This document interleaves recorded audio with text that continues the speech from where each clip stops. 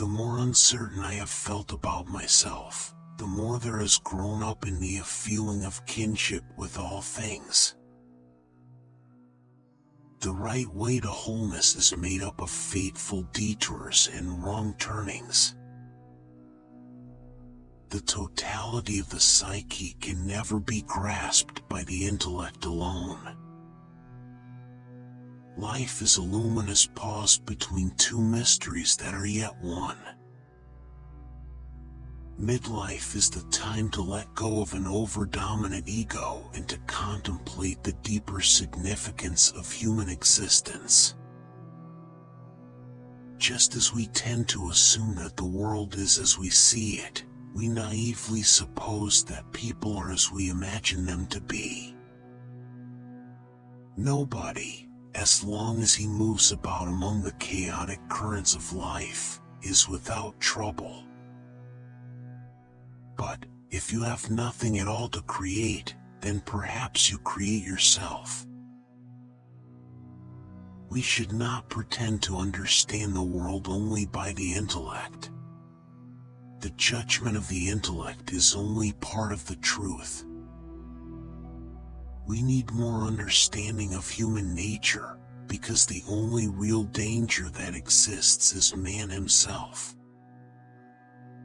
The prerequisite for good marriage is the license to be unfaithful.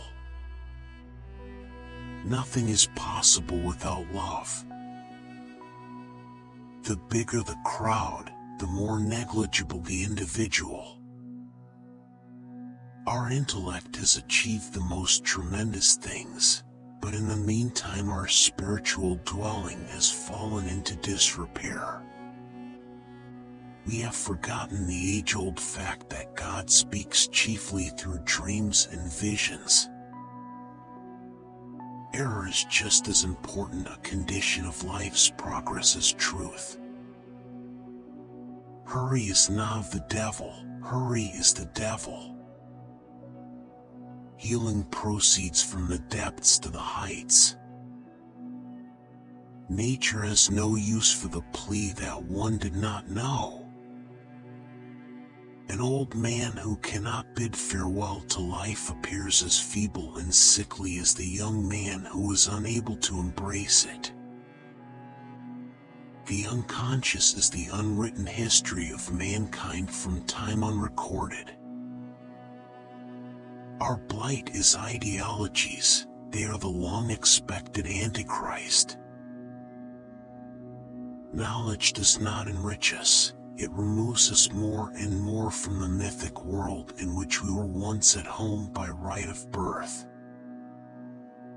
Individualization does not shut one out from the world, but gathers the world to oneself. Often the hands will solve a mystery that the intellect has struggled with in vain. What was given to us by the past is adapted to the possibilities of the future. Solitude is for me a fount of healing which makes my life worth living. What we lack is intensity of life. What is not brought to consciousness comes to us as fate. Modern man is battered by the fundamental forces of his own psyche. Nothing worse could happen to one than to be completely understood. The starry vault of heaven is in truth the open book of cosmic projection. To me, dreams are part of nature, which harbors no intention to deceive but expresses something as best it can. Securities, certitudes, and peace do not lead to discoveries. The growth of the mind is the widening of the range of consciousness, and each step forward has been a most painful and laborious achievement. Real work is completed in silence and strikes a chord in the minds of only a very few. If only simplicity were not the most difficult of all things.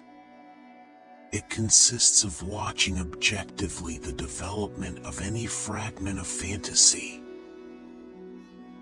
All art intuitively apprehends coming changes in the collective unconsciousness.